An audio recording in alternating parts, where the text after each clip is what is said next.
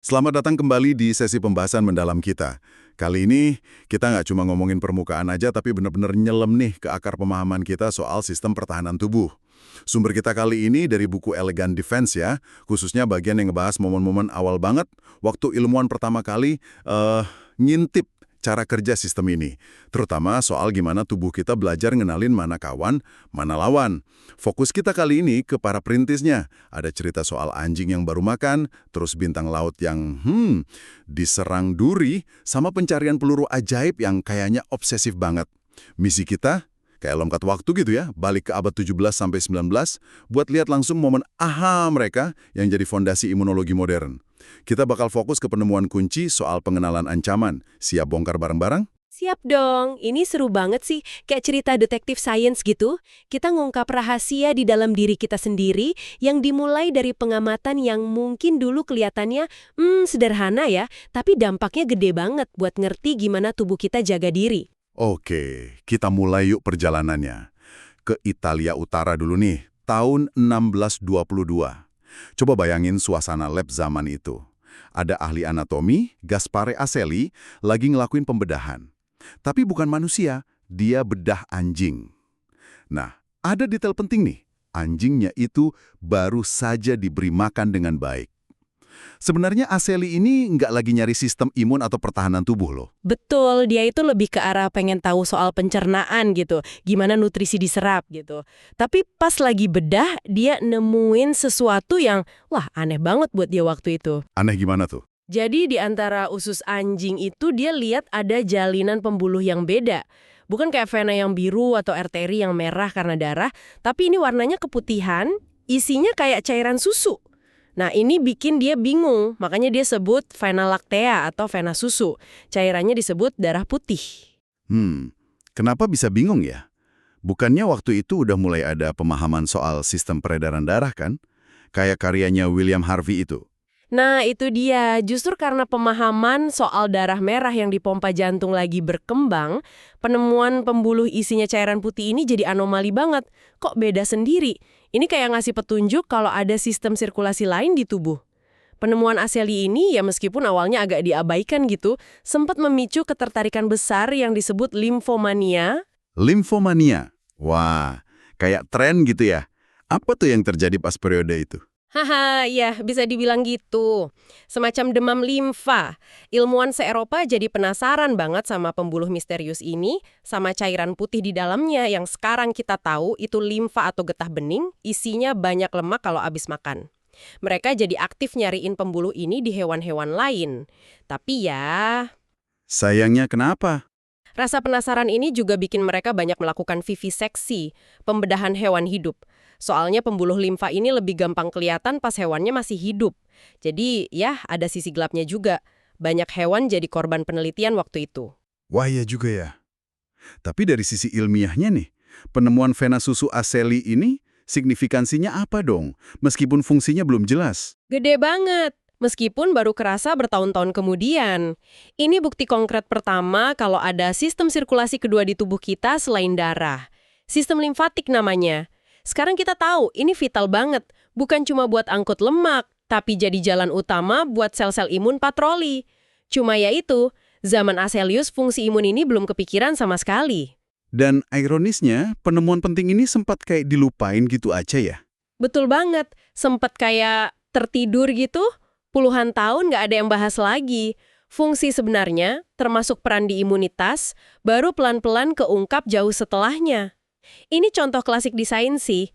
Kadang ada penemuan penting, tapi kalau belum ada cara mikir yang pas buat ngertinya, ya dia nunggu aja. Kebayang sih, bingungnya ilmuwan zaman itu, nemu jaringan pembuluh, jelas ada, isinya putih, tapi nggak tahu buat apa. Kayak nemu kunci tapi nggak tahu pintunya yang mana. Dan kuncinya dibiarin aja gitu. Ini nunjukin banget ya kalau kemajuan sains itu nggak selalu lurus jalannya. Oke deh, dari misteri pembuluh putih di anjing Aselli, kita lompat waktu lagi nih, agak jauh. Sekitar 260 tahun kemudian. Pindah lokasi ke Sisilia, Italia Selatan, tahun 1882. Tokoh kita kali ini ilmuwan Rusia, Eli Mechnikov. Dia ahli zoologi, tapi lagi ngungsi gitu di Messina, Sisilia, karena situasi politik di negaranya lagi nggak kondusif. Nah, justru di suasana tenang inilah momen pencerahan penting terjadi. Di sini nih mulai seru banget. Iya, Mechnikov ini latar belakangnya zoologi embriologi. Dia tertarik banget sama organisme sederhana. Di lab sementaranya itu, dia lagi asik ngamatin larva bintang laut pakai mikroskop. Nah, enaknya larva bintang laut ini transparan. Jadi, sel-sel di dalamnya kelihatan gerak-gerak. Pas lagi ngamatin itu, tiba-tiba muncul ide brilian di kepalanya. Ide apa tuh? Ada hubungannya sama penemuan Aselika? Nggak secara langsung sih, tapi ini kayak langkah berikutnya gitu dalam memahami pertahanan tubuh. Pertanyaannya gini, jangan-jangan ada sel-sel yang bisa gerak di dalam organisme ini yang tugasnya emang buat ngelawan benda asing yang masuk. Ini beda loh sama gagasan pertahanan pasif atau cairan yang cuma ngalir. Ini tentang sel yang aktif bertindak. Wah, ide keren. Terus gimana dia nguji idenya itu? Kan nggak cukup ngamatin aja. Nah, dia bikin eksperimen yang terkenal banget. Sederhana tapi cerdas. Dia keluar ke taman, terus ngambil duri kecil dari pohon jeruk keprok mini. Ada cerita uniknya nih, pohon itu katanya baru dipakai buat pohon Natal dadakan buat anak-anaknya. Sentuhan personal ya. Duri kecil inilah yang jadi penyusup di eksperimennya. Oh, jadi pakai duri jeruk keprok ya, bukan mawar. Terus diapain durinya? Dengan hati-hati, pakai alat mikroskopisnya, dia tusukin duri kecil itu ke bawah kulit transparansi larva, bintang laut. Habis itu, dia balik lagi ke mikroskop, nungguin sambil ngamatin dengan teliti. Terus apa yang dia lihat? Beneran kejadian kayak dugaannya? Persis. Bahkan mungkin lebih keren dari bayangannya. Dia lihat langsung sel-sel yang bentuknya kayak amuba gitu pada bergerak ngedeketin duri itu. Mereka ngumpul, ngerumunin durinya, kayak mau makan atau ngurung benda asing itu. Mechnikov takjub banget. Dia sadar udah nemuin sesuatu yang fundamental. Dia sampai nulis kalau itu peristiwa besar dalam kehidupan ilmiah saya. Wow, ini lompatan gede banget ya. Dari cuma nemuin pipa, kayak Asele, Mechnikov nunjukin ada prajurit di dalamnya. Sel-sel yang aktif, gerak, ngerespon, nyerang ancaman langsung. Bukan cuma tembok pasif, tapi pertahanan aktif. Jadi, apa nih arti penting penemuannya? Fundamental banget artinya, Mechnikov ngasih bukti visual pertama buat fenomena yang kita kenal sekarang sebagai fagositosis, sel yang memakan. Dia nunjukin ada sel khusus, fagosit namanya, yang tugasnya nelan partikel asing atau sel mati. Ini jadi dasar pemahaman kita soal imunitas seluler. Ini bukti kalau pertahanan tubuh itu melibatkan aksi sel yang terarah dan aktif. Bisa dibilang ini pilar pertama sistem imun bawaan gitu deh.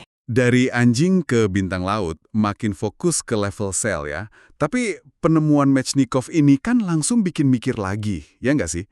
Kalau selnya bisa nyerang duri, gimana dia tahu kalau duri itu musuh, bukan bagian tubuh bintang lautnya? Gimana cara bedainnya? Nah, ini nih yang bawa kita ke pemberhentian berikutnya. Betul banget. Pertanyaan soal pengenalan ini jadi penting banget. Hampir barengan nih sama masanya Mechnikov, kita geser lokasi yuk ke Berlin, Jerman. Sekitar tahun 1891, ketemu sama Paul Ehrlich, ilmuwan Jerman yang visinya jauh ke depan. Dianggap salah satu bapak imunologi sama kemoterapi juga. Nah, Ehrlich ini kepikiran banget sama pertanyaan lanjutan dari Mechnikov. Gimana sel pertahanan itu bisa spesifik banget? Kok bisa tahu mana yang diserang, mana yang bukan? Dia sampai terobsesi sama konsep yang dia sebut Zauberkugel atau peluru ajaib. Pendekatan Ehrlich ini beda lagi. Kalau Mechnikov itu pengamat biologi sel, Ehrlich ini datangnya dari kimia dan histologi, ilmu pewarnaan jaringan. Dia tahu banget kalau zat kimia pewarna tertentu itu punya ketertarikan khusus ke struktur sel atau jaringan tertentu. Contohnya, pewarna metilen biru itu nempelnya cuma ke sel saraf. Oh, jadi dia lihat ada kayak kecocokan kimia gitu antara pewarna sama targetnya. Terus gimana dia nyambungin ini ke sistem imun? Kayaknya agak jauh ya lompatannya. Buat Ehrlich, ini analogi yang kuat. Kalau zat kimia sederhana aja bisa milih target spesifik gitu, masa sih sistem pertahanan tubuh kita yang lebih kompleks nggak kerja pakai prinsip yang mirip? Gimana caranya tubuh nyerang patogen virus, bakteri dengan presisi tinggi tanpa salah nyerang jaringan tubuh sendiri? Ini teka-teki utama soal spesifisitas di imunologi. Gimana bedain diri, self, sama bukan diri, non-self? Itu pertanyaan penting banget ya. Presisi kan kunci utama sistem imun. Salah dikit aja bisa bahaya, entah infeksi nggak terkontrol atau malah autoimun. Jadi, Si peluru ajaib itu metafora buat apa sebenarnya? Peluru ajaib itu metafora Ehrlich buat senjata terapi atau mekanisme biologis yang ideal. Sesuatu yang bisa nyari dan hancurin target spesifik, kayak bakteri atau sel kanker, tanpa ngerusak sel sehat di sekitarnya. Kayak peluru yang dipandu gitu, cuma kena musuh.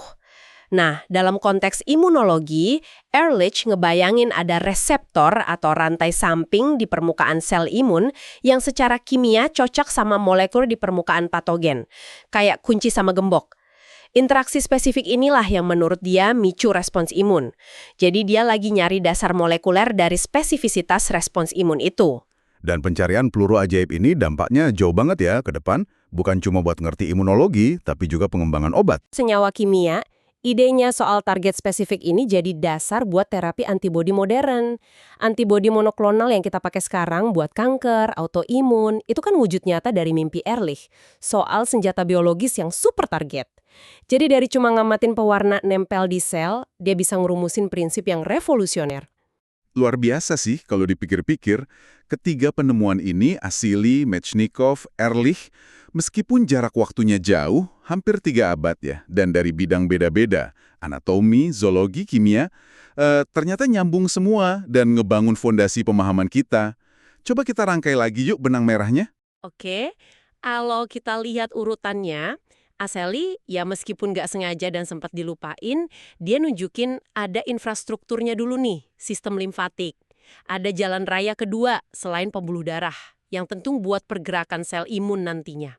Terus Mechnikov, lewat bintang lautnya, nunjukin kalau di jalan raya itu ada penghuninya yang aktif, sel fagosit. Dia ngasih bukti visual pertama kalau ada aktor seluler yang kerja, nyari dan ngelawan penyusup. Konsep pertahanan seluler aktif. Nah, terakhir Ehrlich. Dari kacamata kimia, nanya pertanyaan paling dasar. Gimana para aktor ini tahu siapa musuhnya? Kok bisa spesifik gitu? Dia ngenalin konsep peluru ajaib dan reseptor. Mulai ngeraba mekanisme molekuler di balik pengenalan target dan spesifisitas. Dia nekenin pentingnya bedain diri dari bukan diri secara kimiawi. Struktur Aseli, terus identifikasi pasukan selulernya, Mechnikov, sampai ke pertanyaan soal sistem target spesifiknya, Ehrlich.